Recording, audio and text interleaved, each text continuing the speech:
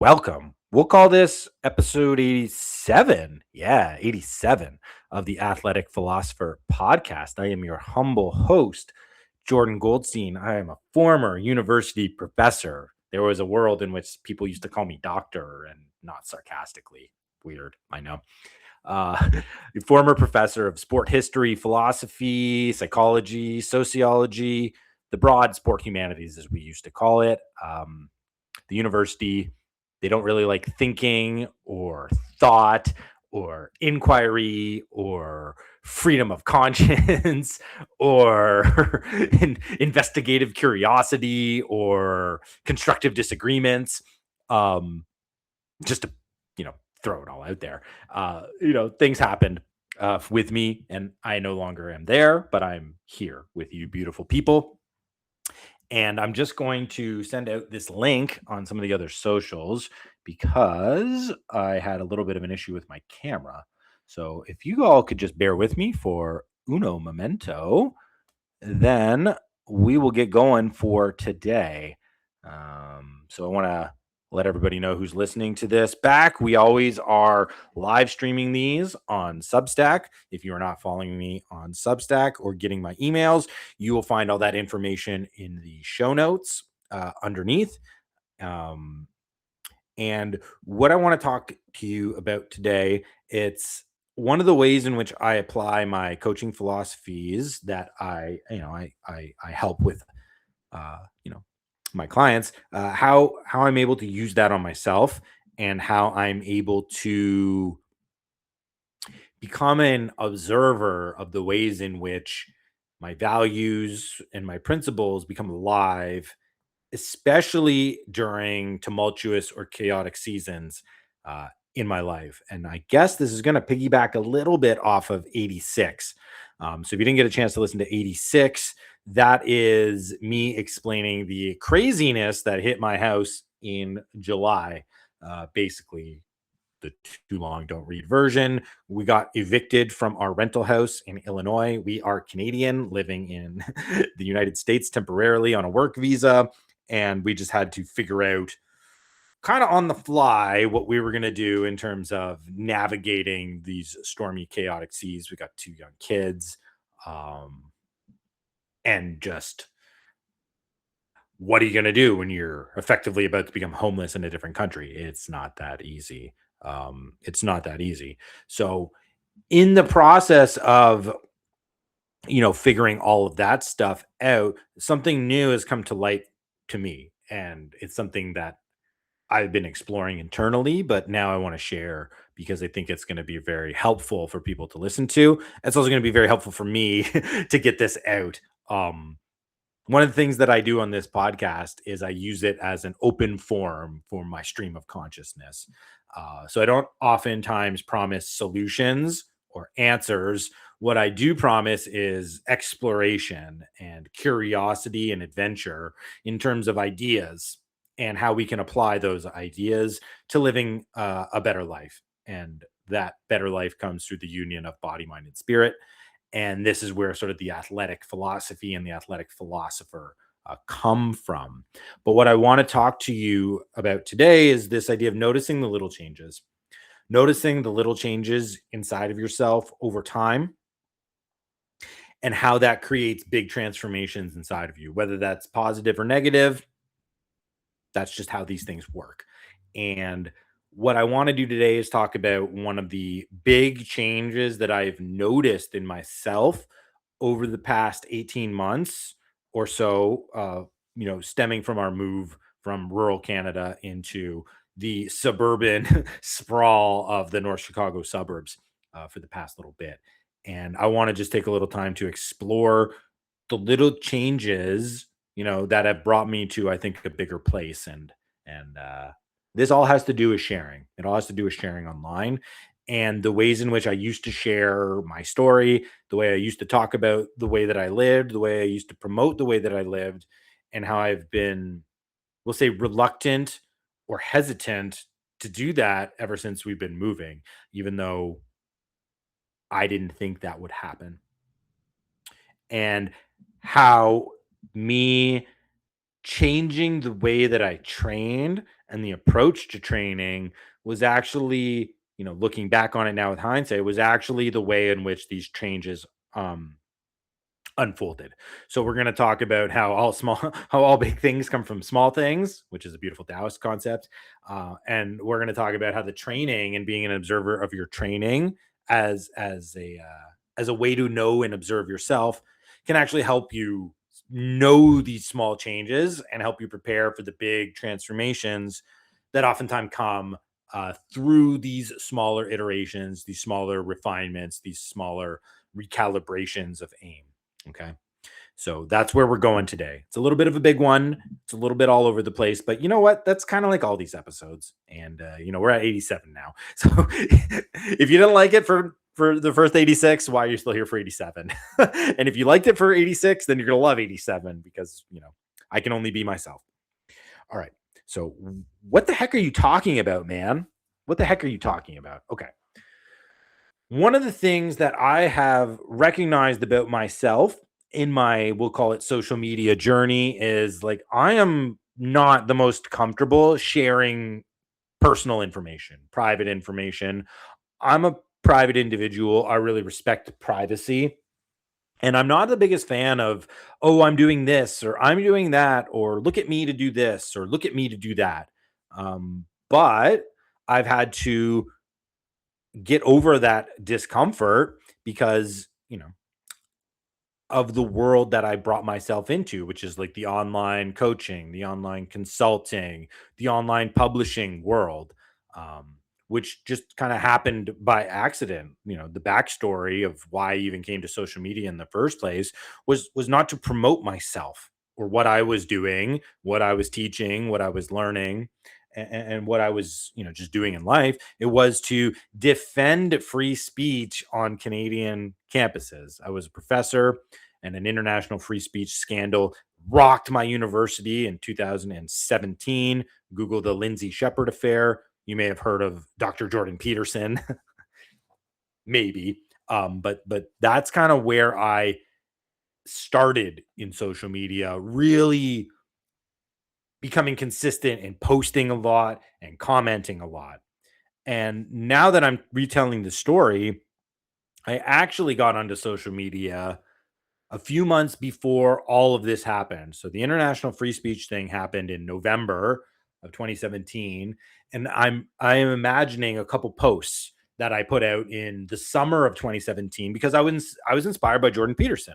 This was when Jordan Peterson was still kind of like just a Canadian celebrity in terms of like the academic intellectual free speech circles, but he hadn't broken into the American consciousness yet. He hadn't gone on Bill Maher, for example, and none of that stuff had really happened. But I just remember following him and his fight against Bill C-16 and the compelled speech with the gender pronouns, and he mentioned something about the incredible power and reach that the internet can give people for their ideas. And he had mentioned in one of the podcasts that he had been on that he put up his lectures, right? All he did was on his YouTube channel was put up his lectures from his psychology classes, his undergrad and graduate psychology classes, and he's getting like 100,000 views, 150,000 views, 200,000 views. And I thought, holy smokes, like he's right.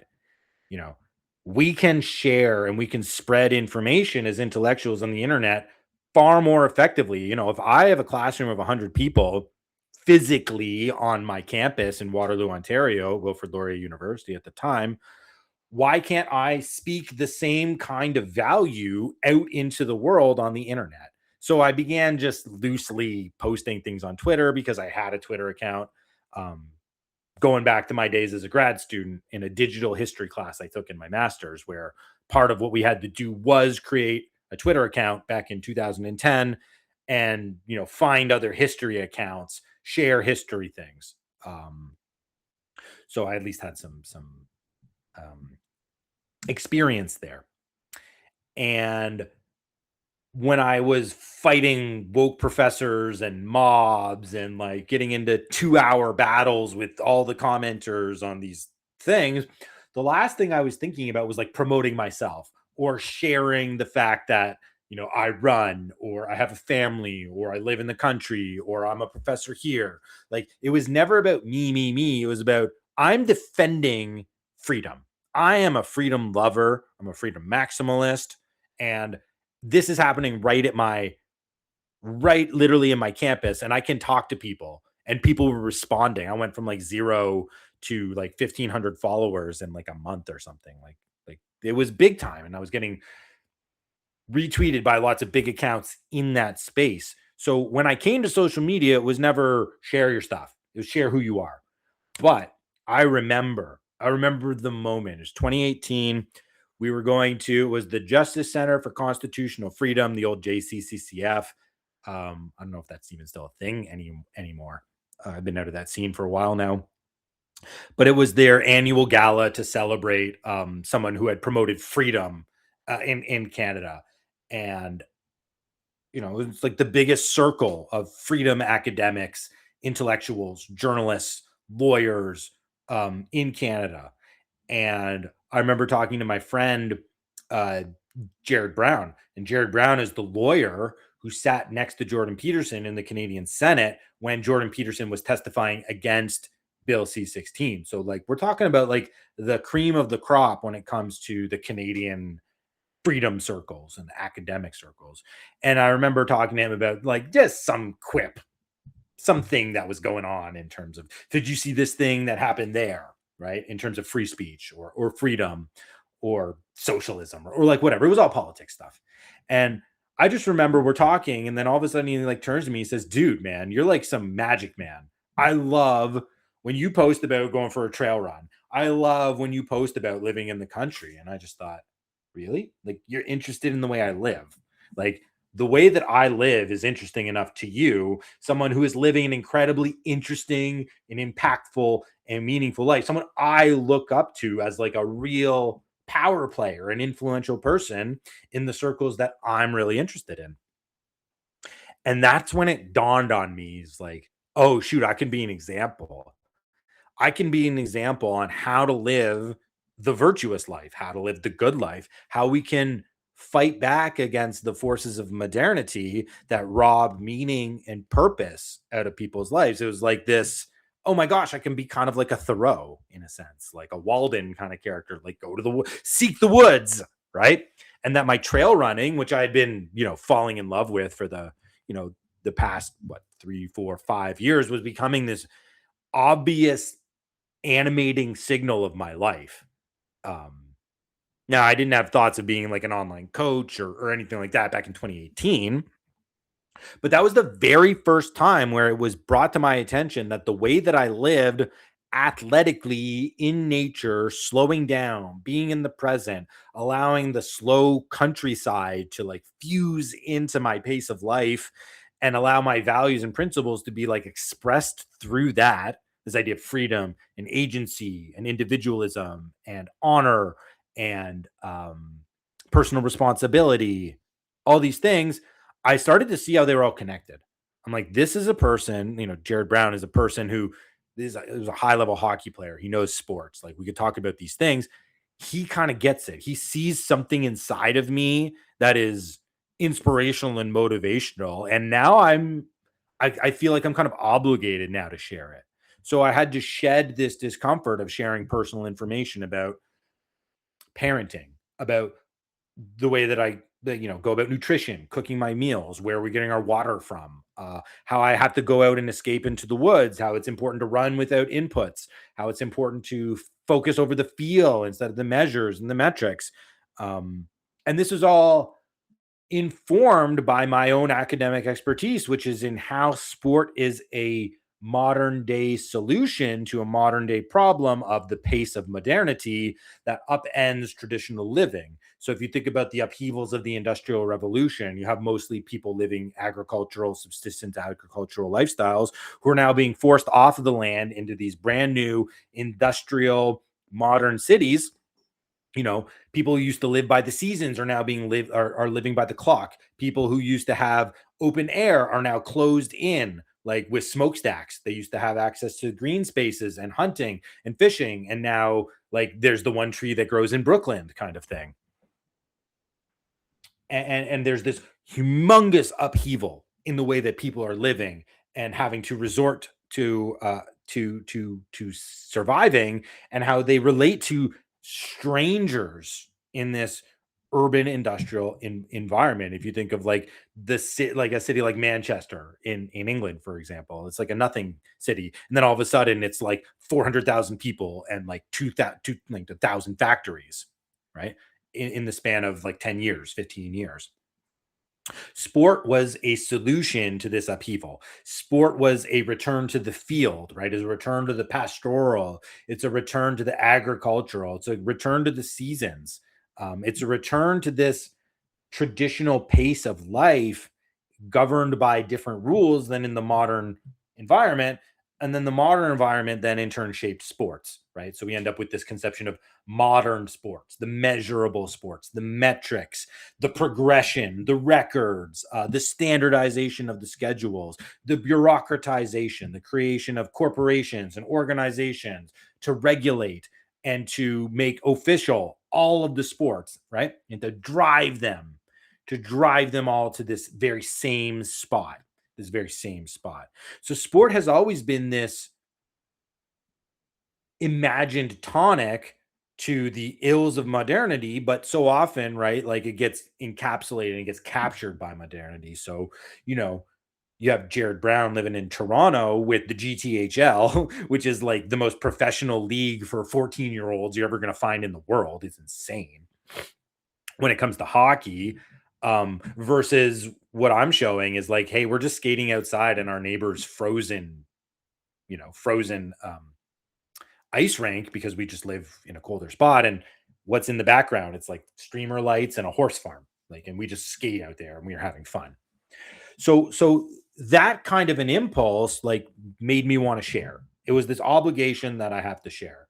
And I was very proud of the life that we were living. And it was a life that I dreamed of and desired and aspired towards. And it was there and we were living it and it was beautiful. And I had these incredible photos every day to show people of like the horses in the back and me walking barefoot or exercising barefoot in the grass and having the barn in the background. Like this is not something that people typically see. Most people are living in cities. Most people live in the suburbs. Most people have strip malls, right? Most people have high schools. Most people don't have this background. Most people aren't living this life. So it gives me a really cool chance to show off, a little bit of a difference, but also an example of what people can bring into their lives to bring a little bit more meaning or intentionality or purpose or proper pacing, not rushing around all the time. And when we moved, I lost all that. And I've been thinking to myself, like, why don't I share? Why don't I take as many pictures of myself? Why don't I showcase as much as what we're doing? And I do, and I try. Like I show the beach photos, because we live a couple miles away from Lake Michigan. We live within an incredible oasis of suburbs, like houses and houses and strip malls and strip malls. But Lake Michigan is there. So I'm taking photos of the kids at the playgrounds. I'm taking photos of me dropping them off from school for school. I'm taking pictures of us going to the beach, and then all of a sudden it's like we're living the same life as everybody else. I used to drive to a heritage beef ranch, like to a cattle ranch that was less than 5 kilometers from my front door to go get the meat that we would eat every single month. I would drive to a little produce stand, like that would bring in all of the produce from all the farms in our area. So I'm eating local food, locally sourced food. Everything we get is basically from around our area. And I'm showcasing this and I'm celebrating this. And now all my grocery shopping is like at Costco and clipping coupon deals at the local supermarket, which it's not that those things are bad, but they're not different. That is the common experience. And I thought that what I would be able to do was bring a little bit of the country into the suburbs and that I could resist this. Back in 2025 in January when we started moving, I'm like, I'm the pirate of suburbia. I'm just going to live as if we're not even in the suburbs and that's it. But that's naive. That was naive.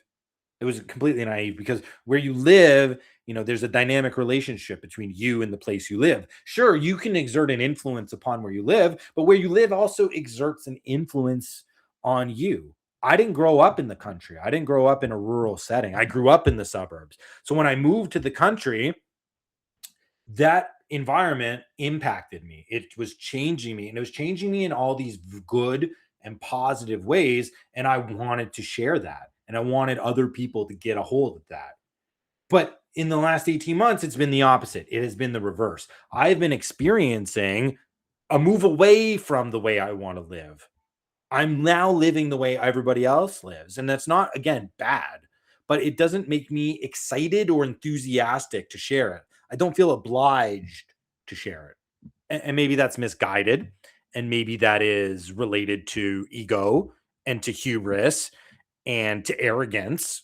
And likely it is. Likely it is. And that's something that I have to figure out and face for myself.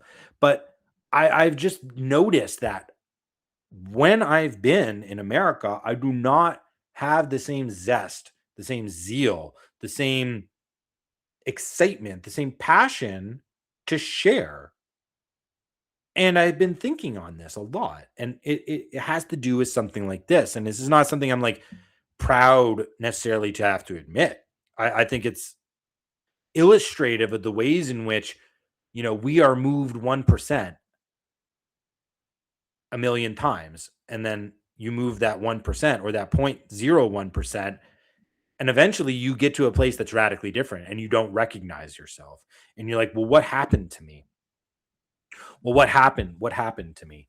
And I actually think what happens is it was positive because I had to merge myself with my environment and I had to make the best of where I was because my position is stability. My position is harmony in the home.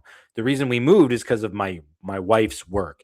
She's the one who's on the aspiring course as of right now. I took 2 to 3 years in Ontario to quit the university, bury my prof job, bury my dream of becoming a tenured professor, and to build something new, which was the coaching and the consulting. And I'd gotten it to a point in 2024 where I didn't necessarily need to put all the energy into building it because I was serving people. I had enough clients. I had enough work. I coach on a team. Um, I have my own group. I have my own one-on-ones, and it's not appropriate for me to continue to push and to build this thing. Like I created a lot of wreckage in the wake of, getting off of the sinking ship, which was my academic career, and making sure I didn't drown in the process. So there was a lot of understanding, there was a lot of compassion, there was a lot of space that I was given from my wife to make this happen, and I felt obliged to return to her that space to develop her career. And that impulse mixed with the recognition that I was moving back into a life I didn't want to lead in terms of living in an environment I didn't think was conducive to my best potential or my best self, that also created this hesitancy or this reluctance to talk a little bit more about what was happening. And now that I got the hindsight, I can go back and I can see it all happening through the training. Oh my gosh, can I ever see it happening through the training? And this is where I want to help the listeners. I want you to be able to become this like keen observer of yourself so that the small changes that are occurring day to day can be perceived and that you can understand where you're heading so that you don't wake up 5 years down the road, look at the face in the mirror and see a total stranger, or look at the accomplishments and achievements of your life and recognize that they're hollow and that they were the wrong things. Because nobody what's the saying? Nobody plans to mess up their life, right? Like, but we do. We mess up our lives because we're not keen enough observers of the ways in which these 1% changes add up over time to create the gigantic transformations. Like we may be able to internalize and understand the way that that might positively happen, but nobody wants to take the no one wants to take the responsibility for the ways in which we negatively allow that to happen, and we allow that to negatively shift our perceptions of ourselves. So let me quickly talk about the training here, and then we'll get into the takeaways because I have my group that I'm hosting uh, at the top of the hour, and I got to be there for my guys and gals. So training. Let's talk about the story through the training, right? So let's go right to January 2025. I was like very afraid of what was going to happen to my training.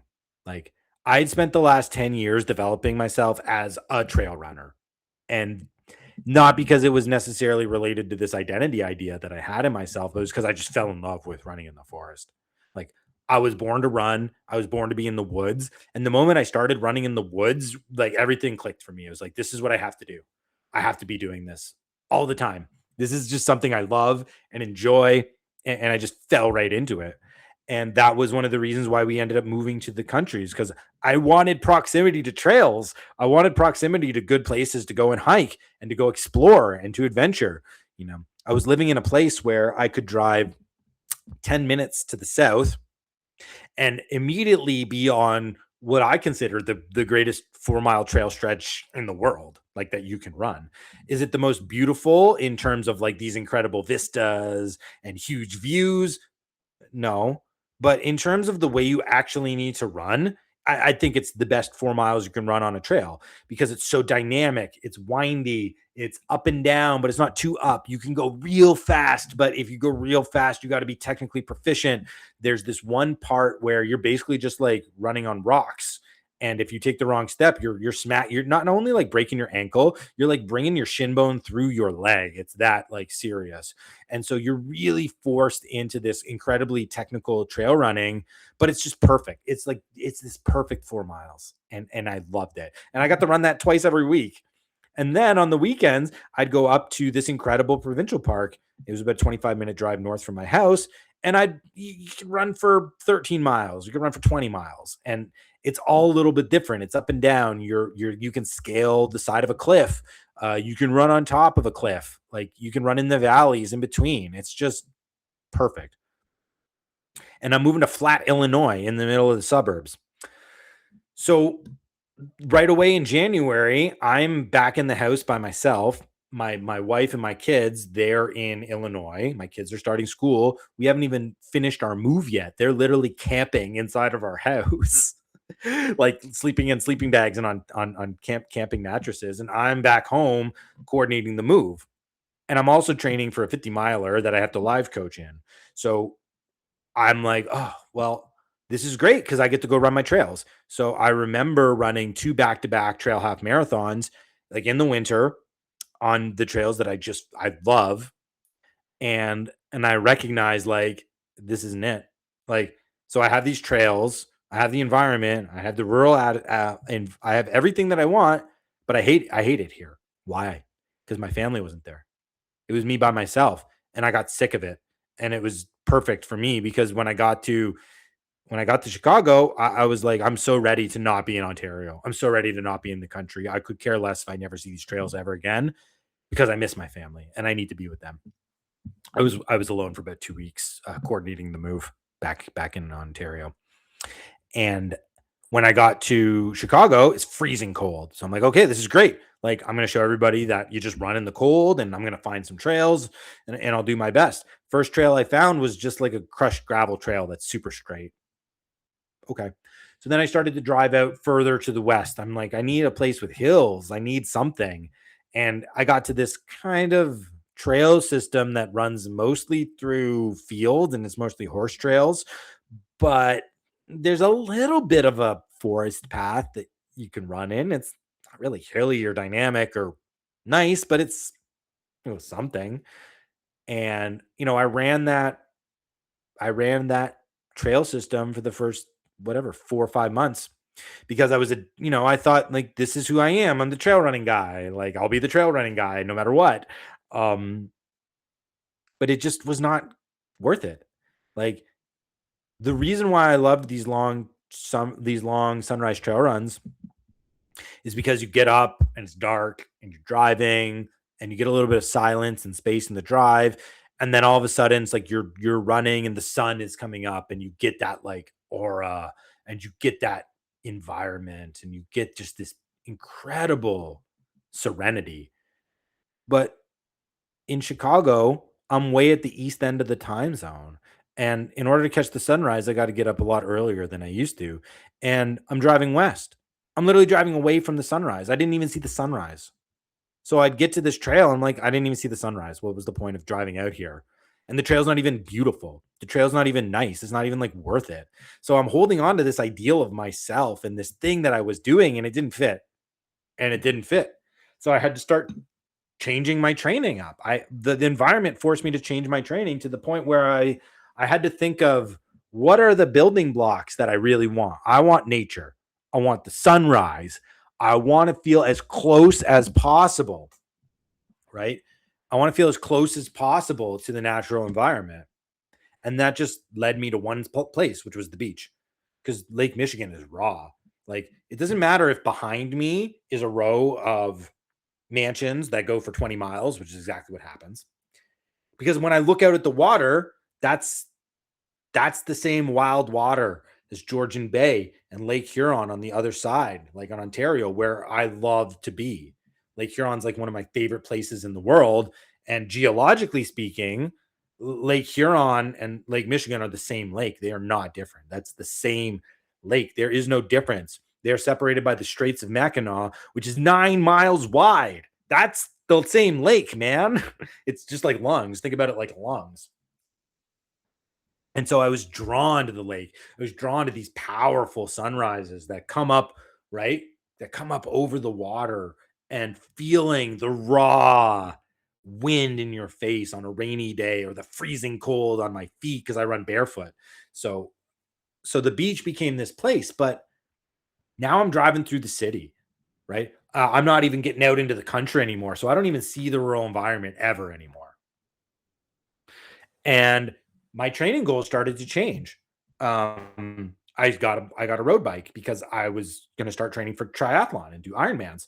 And I was right by a bike path, and I'm picking my kids up every day from school, and it's right in the middle of a neighborhood. So I start running on the road consistently for the first time. I start biking in the city, and I start changing the way that I train to fit the environment so that I'm enjoying the training and I'm not lamenting the fact that I can't train like I used to do back when I loved my training in Ontario.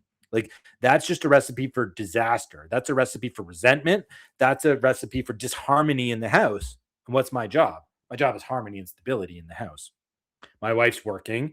She's working, like 50 hours a week. She's traveling all over the world. We don't have any support system, especially in those first months where we don't really know anybody.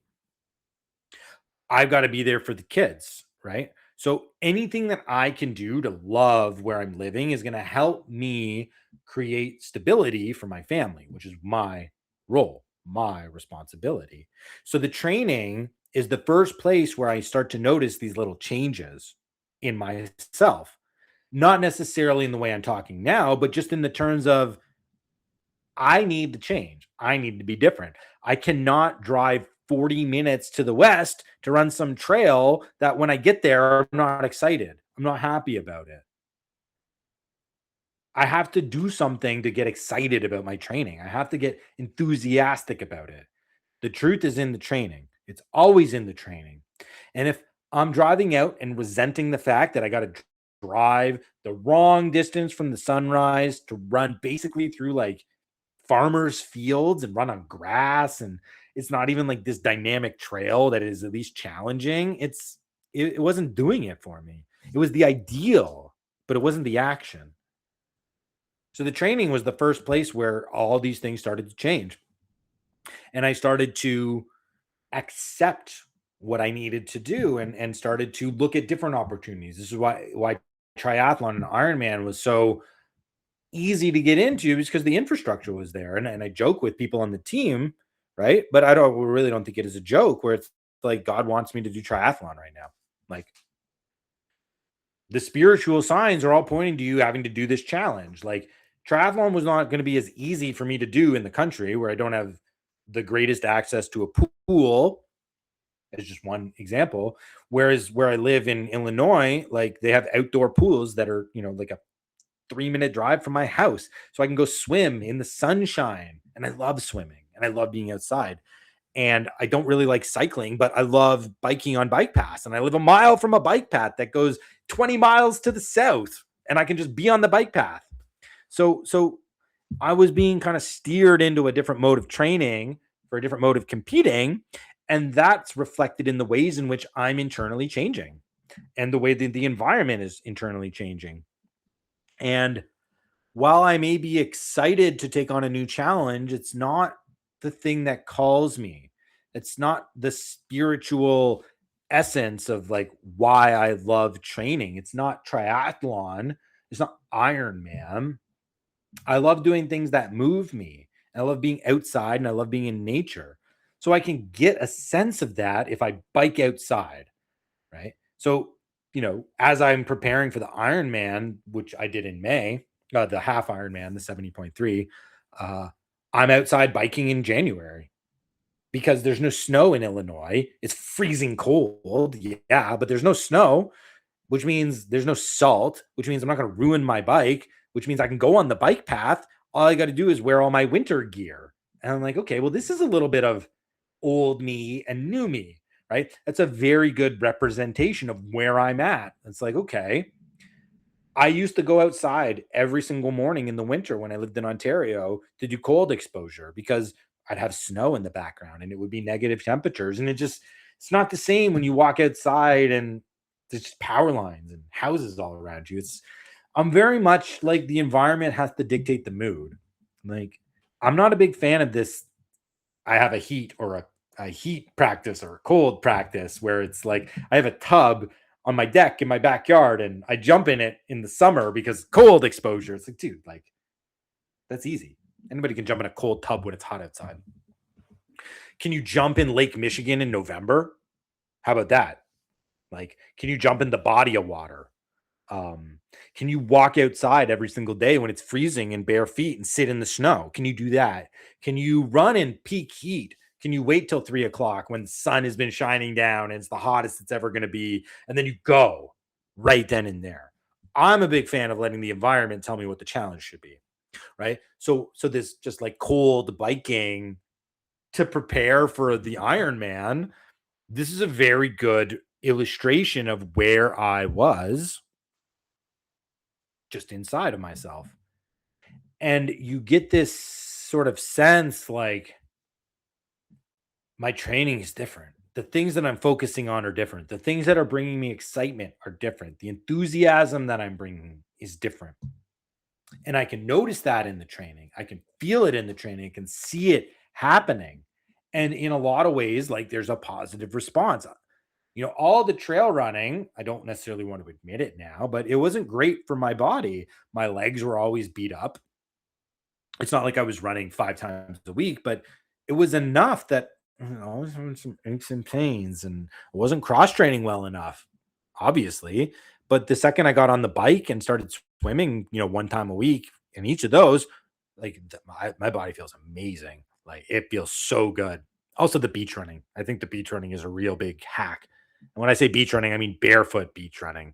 Don't go run on the sand in your shoes. What are you doing? Come on. Strengthen up those legs, strengthen up those feet, get those Achilles nice and tight. Like, bam. Get your feet muscles all stretched out. Get all those stabilizers working for you. And so, let's bring this out. Let's bring this out. So the reluctance to share, the reluctance to be as open,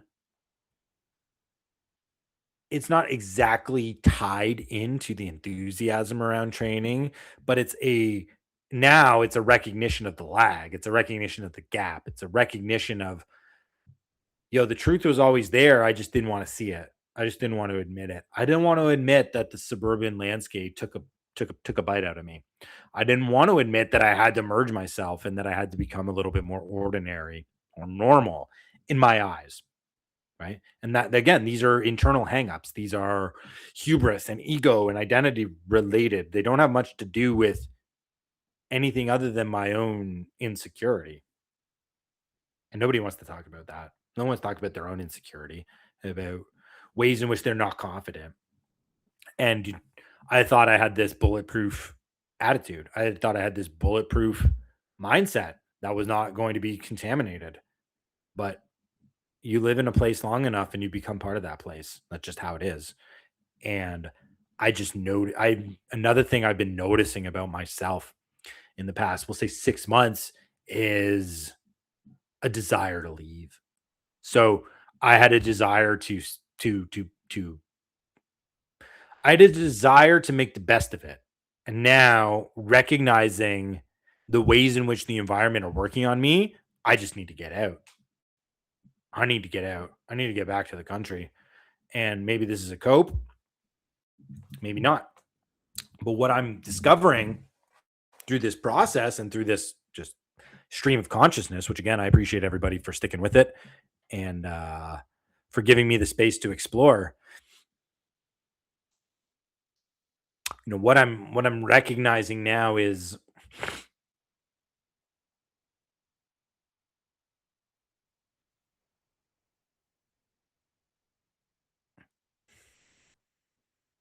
sometimes you don't win. And sometimes you don't win in the way you think you can win, but you end up winning in a different way. And there's no shame or guilt or anything involved in it. But to say that the suburbs got one over on me doesn't feel great, but it's the truth. And that eventually works its way into an inability to open up and a closure and a confining kind of an energy. And I've just been feeling this restriction. I've been describing this a lot actually to my own coach. And I've been talking about it in the language of a recoil. Like, I want to strike, I want to expand, I want to grow, I want to put myself out there, I want to achieve, I want to strive. But everything inside of me is saying, don't.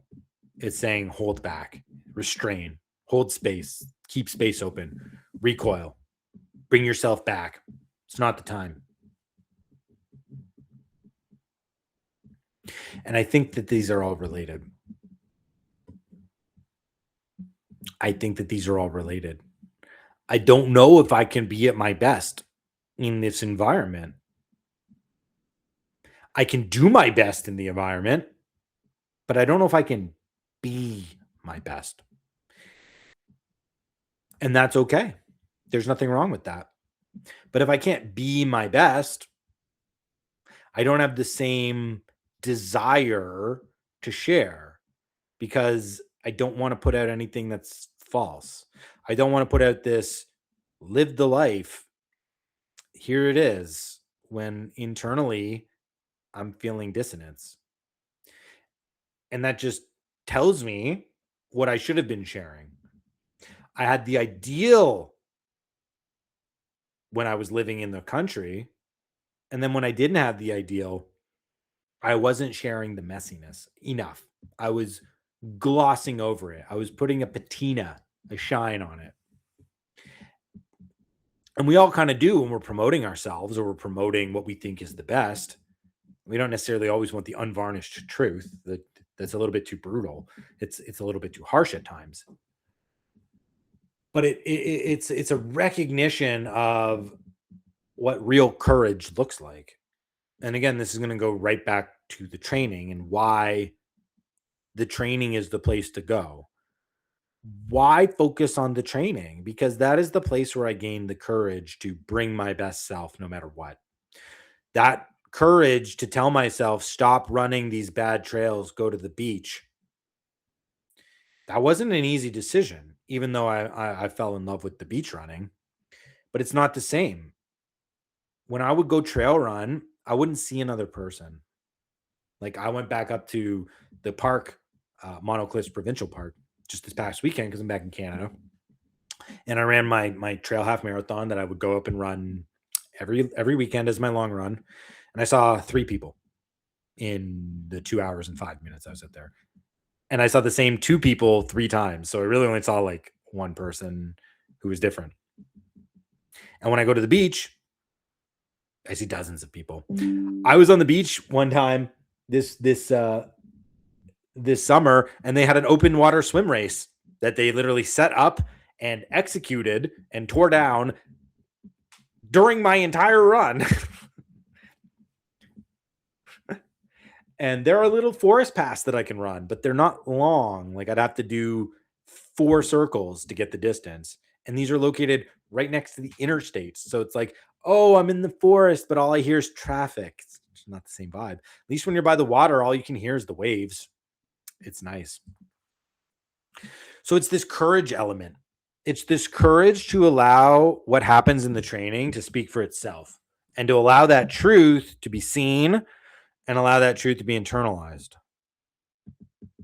And the truth is, the environment changed me for better or for worse. That's still out. I believe it will be all be for the better. I believe the challenges are helping me grow. Like right now, where I'm just talking about insecurity and ways in which, I'm admitting things I don't necessarily want to even admit to myself, but now it's public, it's out there. So maybe this is part of the course correction on how sharing has to happen in the future for me. Even if I go back to this ideal setting where we're living in the country and it's this, I can just walk out in my backyard and boom, boom, boom, like take a few pictures and people are going to love that.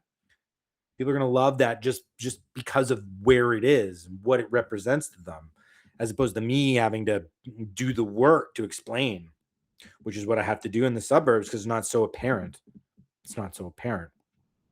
It's not as easy. And because it wasn't so easy, maybe I shrank a little bit. Maybe I didn't bring the best of myself.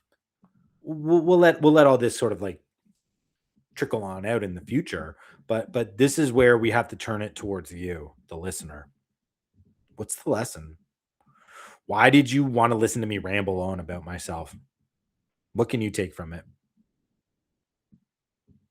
It's to notice the resonance in the patterns of training with the patterns of life. I was just on a call earlier where I was talking to one of my guys who I've been talking to for years, and he's in a new phase of his life where golf is this big thing for him. Golf is now this where I can examine and know myself, right? Physical activity is a spiritual practice, is using the physical activity as a tool of self observation, self discovery, self exploration, and then ultimately self transcendence, where we can look at the gaps, mind the gaps, fill the gaps, get to the next level, recognize there's a million more gaps on this level than there was the last one, and then do the same process over and over again forever. You don't ever get to stop. And this is a gentleman he's an ultimate winner.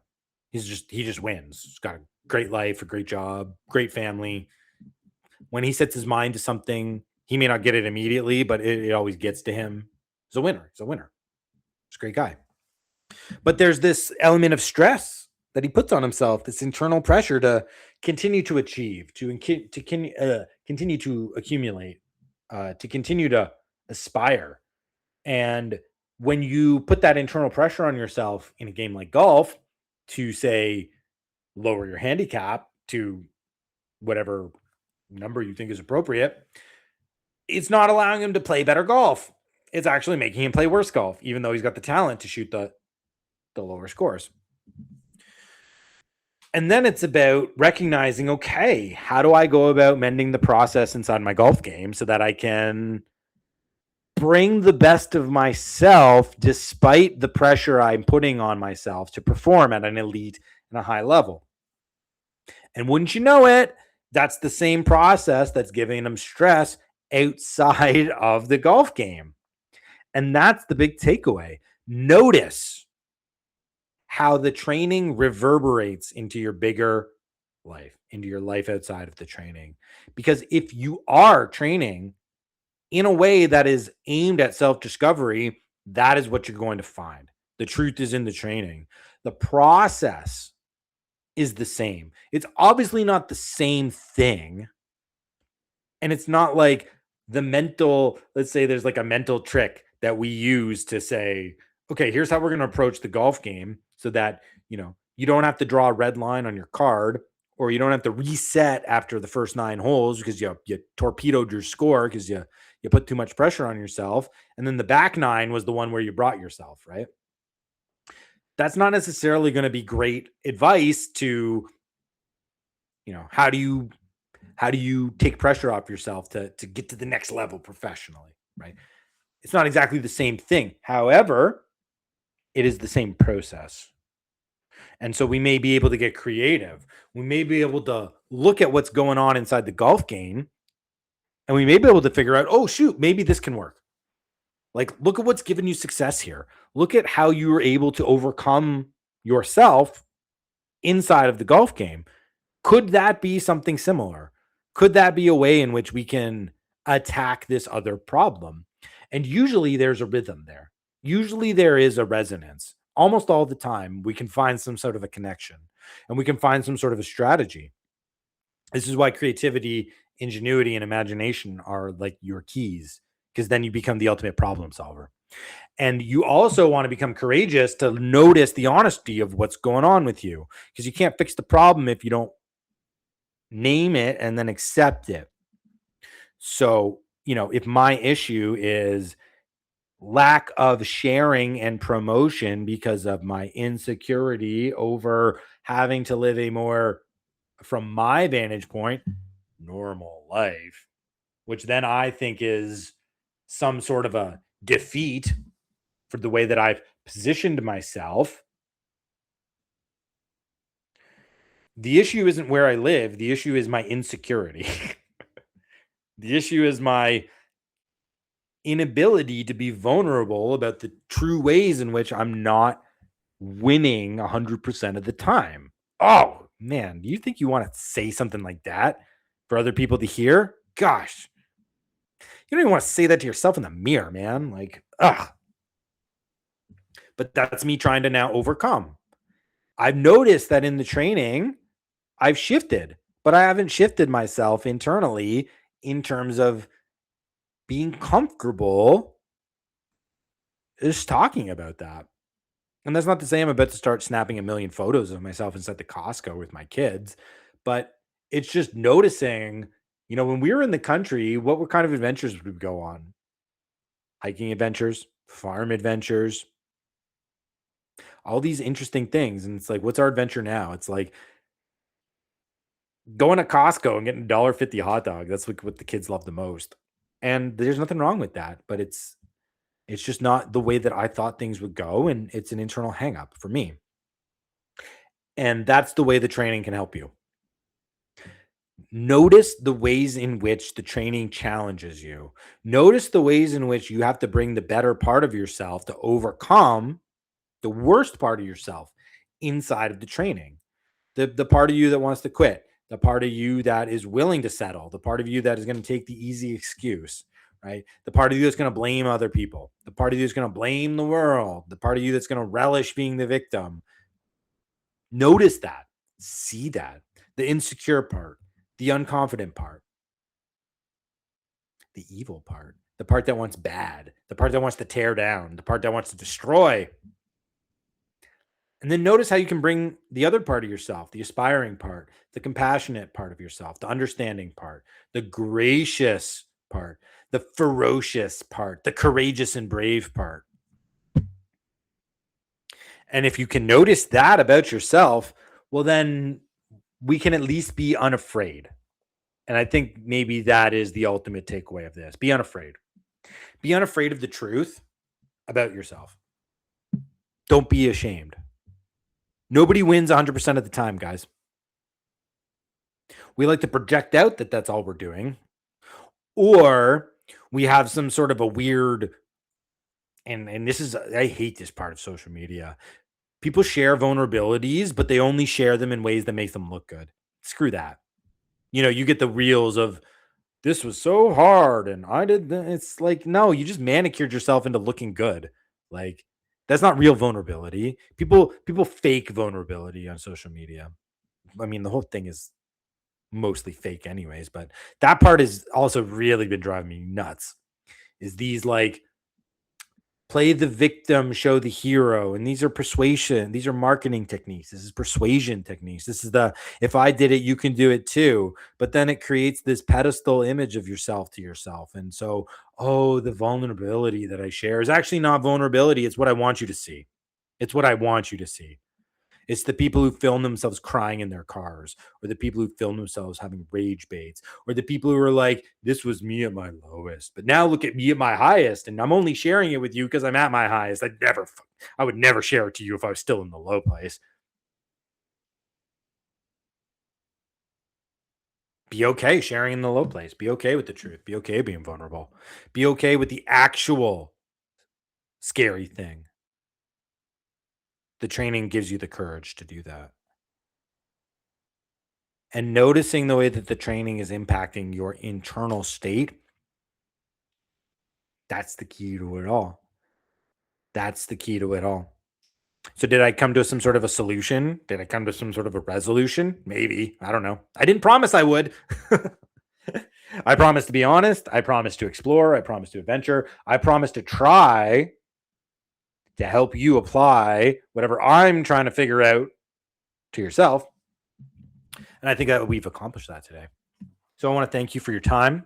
I want to thank you for your ears. I want to thank you for your open hearts. And again, this is exactly the way that I talk with the people who I coach. It's just today I'm trying to put the view on myself, and it's not easy. But if you're not willing to do the things that you're asking other people to do, you're not a leader. No one should follow you. No one should trust you. No one should believe in you. So I hope that you are encouraged to take an unvarnished look at yourself through the lens of training, to become an astute observer of yourself through the training, to accept what you find out about yourself through the training, to fix it inside of the training, and then to recognize that on the outside, there's a process in your life that is going to mirror that you need to fix, that you better get on it quick. So I'm not sure exactly what the outside process is, but it's likely something to do with stop holding yourself back from doing the things that are necessary to thrive fully in whatever environment you're in, and instead endeavor to do the hard work of getting it done. And I've got intimations as to what I think that might be for me, but I'm going to let it play out through a little more action. I'm going to let the answer emerge through the action. So thank you everybody for listening.